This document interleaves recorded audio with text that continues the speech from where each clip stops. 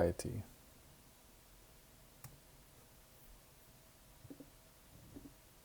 Hunger versus appetite versus satiation versus satiety. Food intake is prompted by hunger and appetite and is terminated when satiation occurs. Hunger is a subjective sensation associated with the drive to obtain food. Appetite represents a psychological desire to eat, whether or not there is hunger, and includes selecting particular nutrients, having a taste for specific foods, and craving specific foods in response to the sight, smell, or thought of them.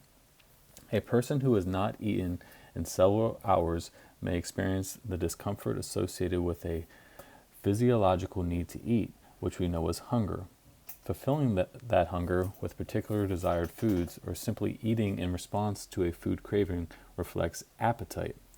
Satiation is the termination of eating after hunger has been satisfied. Satiation is then followed by a relatively longer period of feeling full and satisfied, which is called satiety.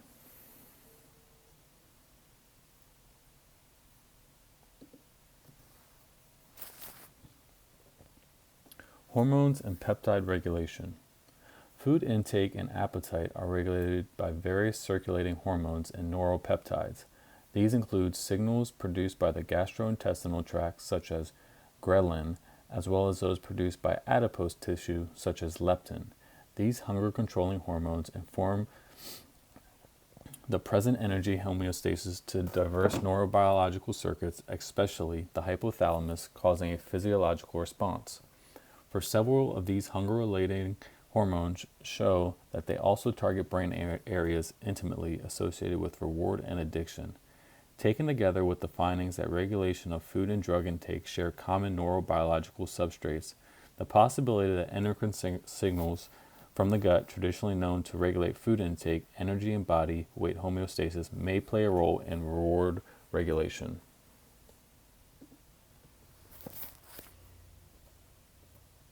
Insulin receptors, hunger and satiety.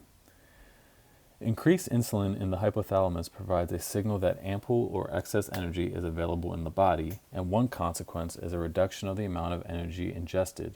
The increased hypothalamic insulin signal also produces a reflex to the liver to suppress the production of glucose.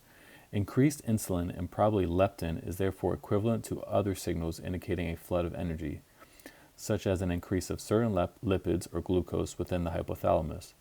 Plasma insulin is a signal that reflects both circulating energy in the form of glucose and stored energy in the form of visceral adipose tissue.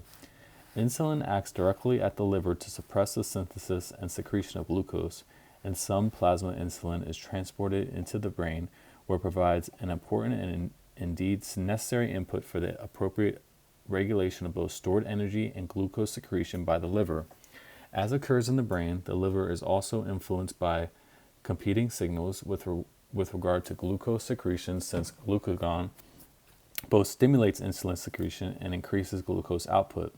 Overall, insulin receptors are important because they act in the short term to reduce meal size and sensitizes the brain to short-term meal-generated satiety signals, and as well act over longer intervals to modulate the amount of fat maintained and defended by the brain. And here are the references that I used. Thank you.